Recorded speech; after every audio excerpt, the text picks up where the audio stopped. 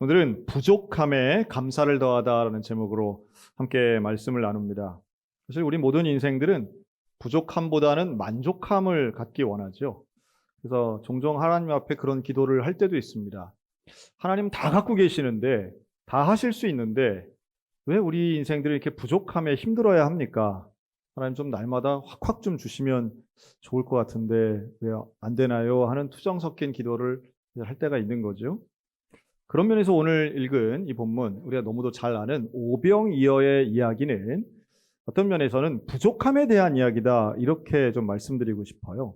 예수님이 능력을 자랑하시기 위해서 기적이 일어난 것도 아니고, 이 스토리의 처음 장면과 중간의 과정들을 잘 보면 사실은 부족함이 보입니다. 사람들은 많았어요. 남성만 5천 명인 수만 명의 사람들이 모여 있는데, 이들이 오랜 기간 함께 있으면서 결국 먹는 문제가 이제 대두되게 됩니다. 그때 예수님이 그런 말씀을 하시죠. 먹을 게 없다는 이야기에 너희가 좀 줘라, 이렇게 말씀하세요. 너희가 좀 줘라. 없는 것 뻔히 아는데 이렇게 말씀을 하신 거죠. 그랬더니 빌립을 포함해서 제자들이 그런 얘기합니다. 돈도 없지만 200데나리온이 있어도 모자랍니다, 이런 거예요. 한마디로 얘기하면 우리는 그렇게 줄 게 없습니다, 이런 뜻이에요. 부족하다는 거죠. 음식도 없고 돈도 없습니다. 그래서 어쨌다는 거예요? 할 수 없습니다 라는 거죠. 예수님 말씀하셔도 그걸 이루어낼 수 없습니다. 순종할 수 없습니다. 오히려 제자들의 믿음과 순종이 역시 부족한 것. 객관적인 사실로는 돈도 없고 먹을 것도 없지만 제자들의 태도나 또 여론도 부족하기 짝이 없었습니다. 그때 예수님이 두 번째 말씀하시죠. 그럼 너희가 가지고 있는 건 뭐냐? 너희에게 있는 걸 좀 나눠줘라. 그랬더니 안드레가 어린아이의 도시락을 하나 가져옵니다. 어린이가 내놓은 거죠. 그럼 이 오병이어의 스토리는요, 사복음서에 다 기록이 되어 있습니다. 그래서 마태마가 누가 요한 복음서에 있는 걸 정리하면 그렇게 나와요.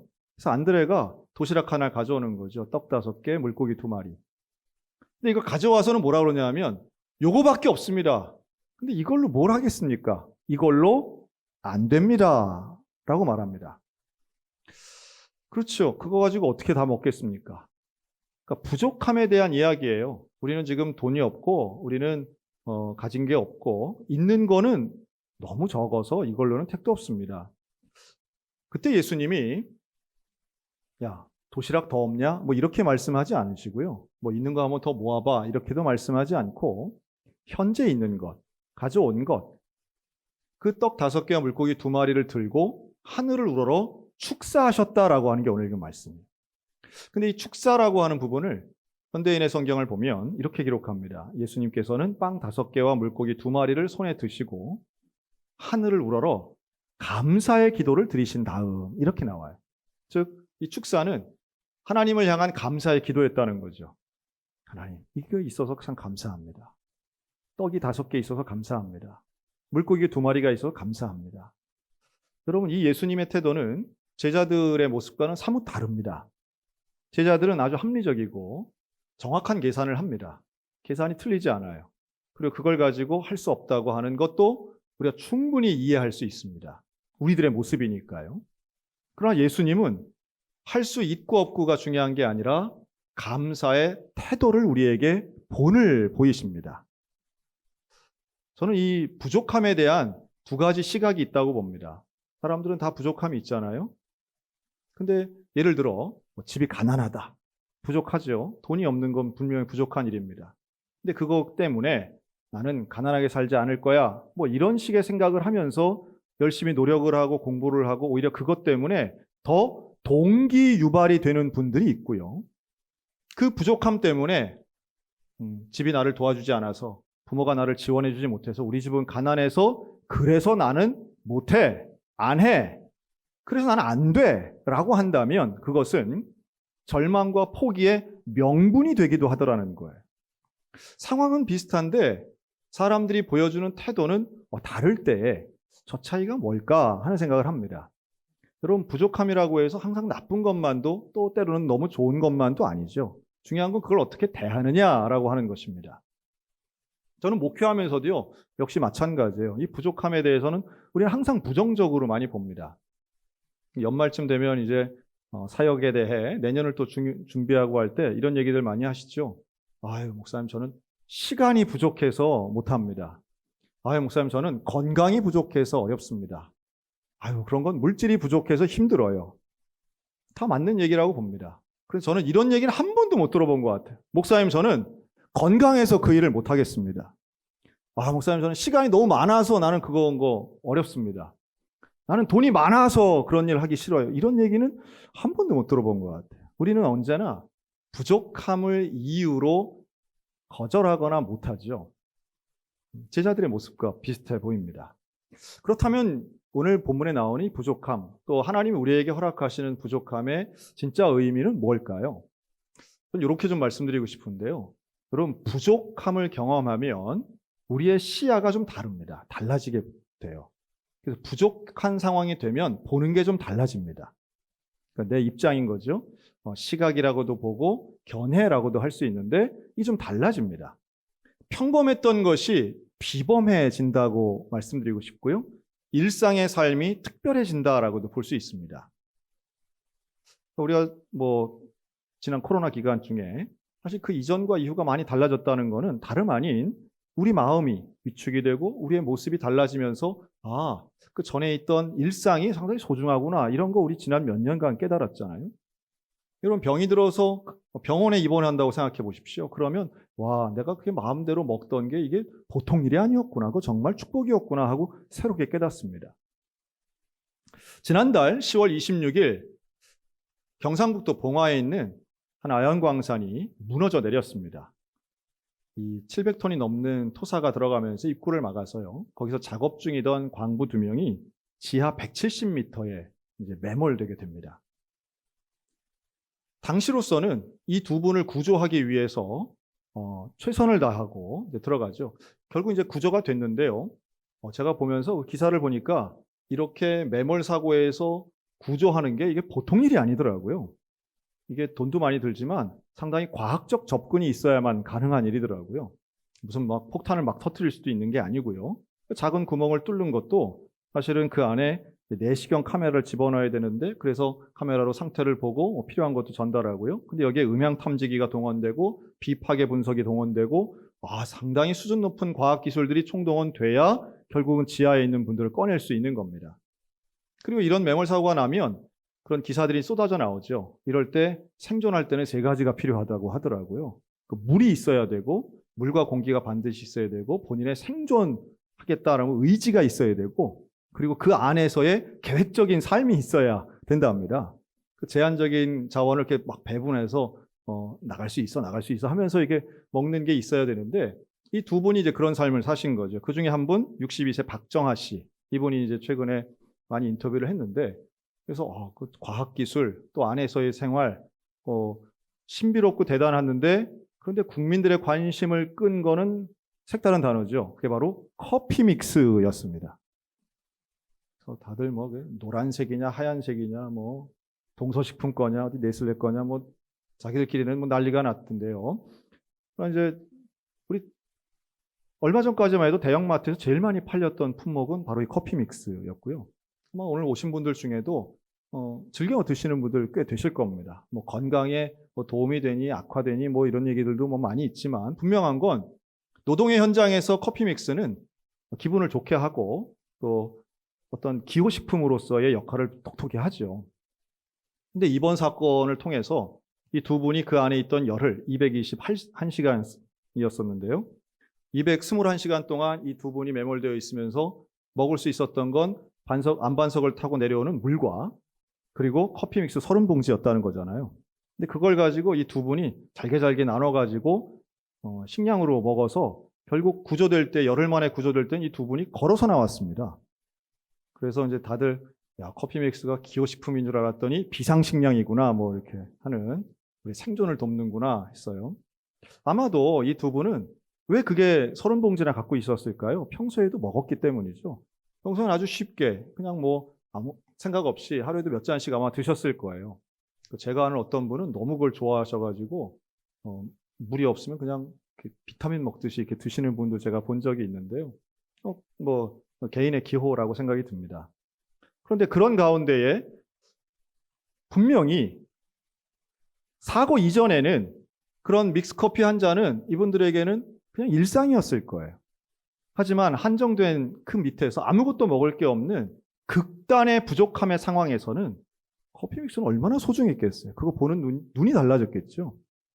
아마도 이후에 구조돼서도 마찬가지더라고요. 경북도지사가 막 믹스를 한 박스씩 선물하던데 아마도 그분들은 커피 믹스 볼 때마다 좀 달랐을 겁니다.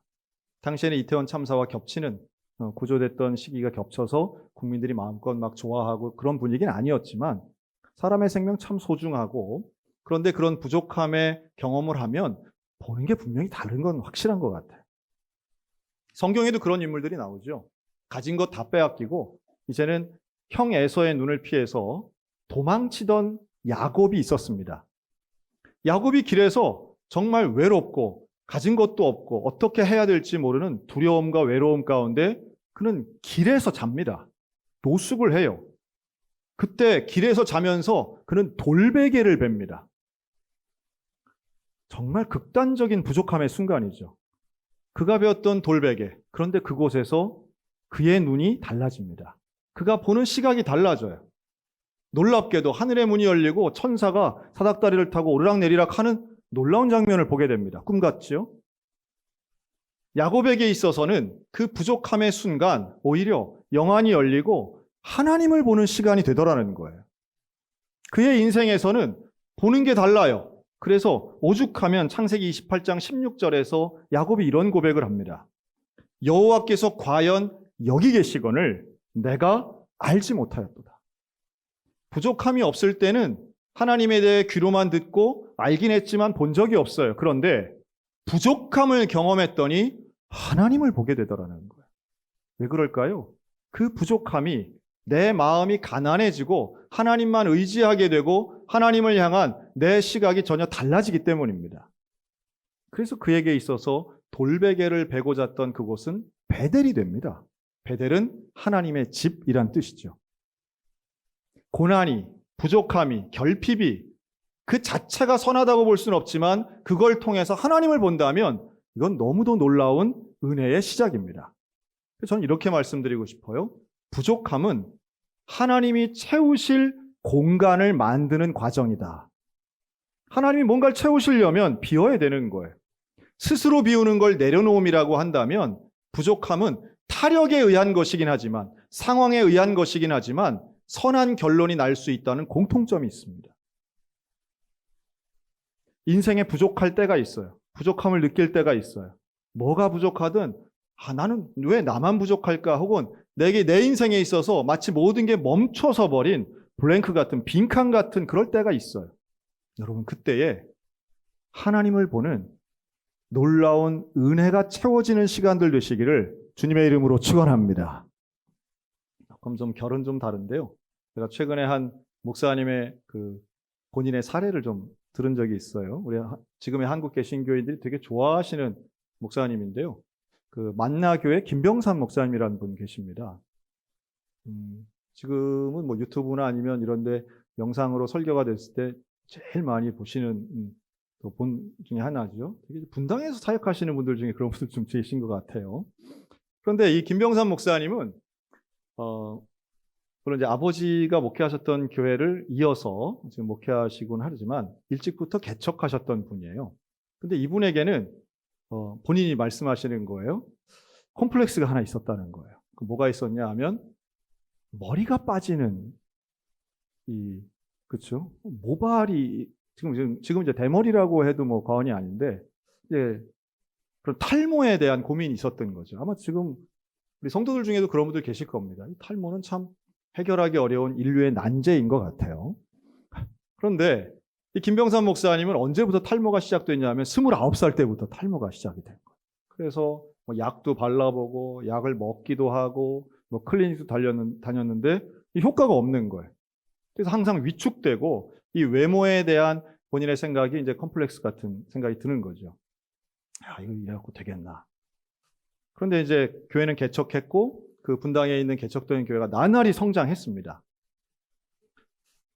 그래서 하루는 이제 새신자 신방을 통해서 새신자하고 이제 상담을 하는데 그런 얘기를 한 거죠. 이 새신자분이 전에 저런 다른 교회 다녔는데 이제 이 교회로 오게 됐습니다. 그래서 이제 질문을 한 거예요. 교회를 왜 옮기셨어요? 그랬더니 이 성도가 하는 얘기가 그 교회는 다 좋은데 목사님이 너무 젊어서 내 사정을 잘 모르시는 것 같아가지고 몰라줄 것 같아서 자 일로 왔습니다. 근데 김병삼 목사님은 보면 푸근하고 돌아가신 우리 아버지도 생각나고 저를 잘 이해해 주실 것 같아서 일로 왔습니다. 그런 거예요. 여러분 그런 이유로 교회를 옮기는 일은 없을지어다. 그래서 이제 잘 들어보니까 그런데 놀라운 건 그 다니셨다는 교회 목사님은 이 김병삼 목사님보다 5살이나 많은 분이에요. 그래서 성도님 나이가 제가 더 젊어요. 얘기를 뭐 숨길 것도 없으니까. 그랬더니 이분 한 얘기가 압니다 그러더래요. 아는데 목사님을 보면 젊다는 생각이 안 들어요. 저를 잘 이해해 주실 것 같아요. 어떻게 들으면 좀 기분 나쁠 수도 있는 얘기인데 김병삼 목사님 그랬다는 거예요. 그 말이 마치 고민하고 있던 나에게 주시는 하나님의 위로처럼 들렸다는 거예요. 그래서 그날 이후로 자신은 탈모나 외모에 대한 생각을 완전히 바꿀 수 있었다 이렇게 말씀하시더라고요. 하여튼 오해는 하지 않으셨으면 좋겠습니다. 뭐 탈모가 좋거나 나쁘다는 얘기는 절대 아니고요. 본인이 어떻게 느끼느냐죠. 사실 저도 뭐 저희 아버님이 이 대표적인 탈모인이셔서 저는 어릴 때부터 한 40살쯤 되면 나는 우리 아버지처럼 되지 않겠나 하는 생각했는데 아직까지 그 정도가 아니어서 제가 봐도 좀 신기해요. 뭐 별 노력도 하지 않는데 노력을 해도 빠지시는 분이 있고 노력을 안 해도 뭐 그냥저냥 가시는 분들이 있잖아요. 참 그런 거 보면 좀 이해는 안 되지만 제가 워낙 김병삼 목사님의 그러한 얼마나 흡입력 있게 말씀하시는지 순간 나도 앞머리를 빼야 돼요. 목회가 잘 되나 하는 생각이 들 정도였습니다. 드리고 싶은 건 그거예요. 부족한 건 존재하는 부족함의 문제라고 하는 건 선과 악의 문제가 아닙니다. 그리고 부족함을 어떻게 대하는가라고 할 때 우리는 예수님처럼 극복해야 될 문제라기보다는 있는 상황에 대해 감사할 수 있는 믿음이 있어야 된다라고 하는 말씀을 드리고 싶어요. 그 감사는요, 우리는 만족한 인생 말은 가능하지만 매 순간 그렇게 살기는 어렵습니다. 우리는 언제나 부족함에 시달릴 것입니다. 여러 가지 종류의 부족함이 있죠. 성경에는 그런 부족한 사람들에 대한 이야기 참 많아요. 여러분 예수님의 제자들 중에 성격도 좀 별로 안 좋고 또 신중하지 못하고 실력도 부족해서 사고 많이 치고 실수 많이 한 대표적인 사람 누굴까요? 베드로가 그런 사람일 거예요. 막 칼을 꺼내기도 하고 물에 빠지기도 하고 예수님 모른다고 부인하기도 하고. 그러나 예수님은 베드로가 완벽하기 때문에 사용하신 게 아니라 부족할지라도 그 베드로의 믿음과 감사하는 태도, 그리고 여전히 오늘 저와 여러분들도 부족하지만, 많은 것이 부족하지만 하나님의 손에 붙잡혀서 쓰임받을 수 있게 될 줄로 믿습니다. 그리고 우리의 상황이 부족하지만 감사한다는 것은 결국 믿음이고 순종이라고 말씀드리고 싶습니다. 사도 바울도 부족했어요. 바울도 건강이 많이 부족했죠. 그는 눈의 질환을 갖고 있었고요. 또 피부 질환이나 간질병도 있었다라고 알려져 있습니다. 또 그는 글은 잘 썼지만 말은 좀 더듬고 화술이 뛰어나지 못했던 약점도 있었습니다. 그럼에도 불구하고 그러한 부족함이 결국 끝까지 극복되지 못하고 치유되지 못했을지라도 바울이 했던 놀라운 고백들은 하나님 앞에 감사와 영광과 찬송이었던 거죠. 부족함이 채워져서 영광을 돌리고 감사하는 게 아니라는 걸 계속 말씀드리고 싶습니다. 12강주리가 차고 넘친 건 감사한 이후이지 사람들이 다 먹고 난 다음에 감사한 게 아니라는 거예요. 예수님의 감사는 결국 기적이 중요한 게 아니라 그 앞에 있던 예수님의 감사의 태도, 오늘 우리가 그걸 좀 받아야 되는 거죠.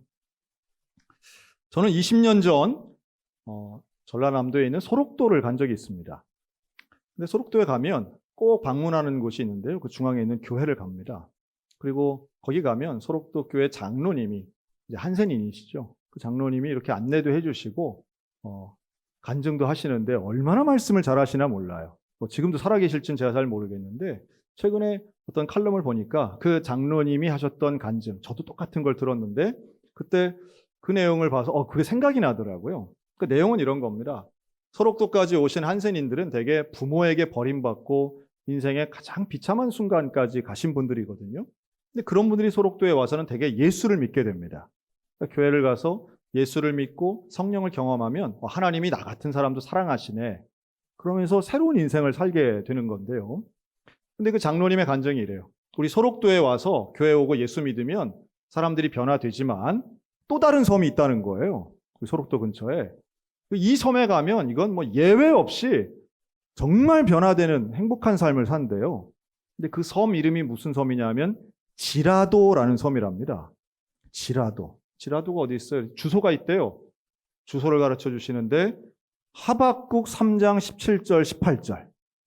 비록 무화과 나무와 무성하지 못하며 포도나무에 열매가 없으며 감람나무에 소출이 없으며 밭에 먹을 것이 없으며 우리의 양이 없으며 외양간에 소가 없을지라도.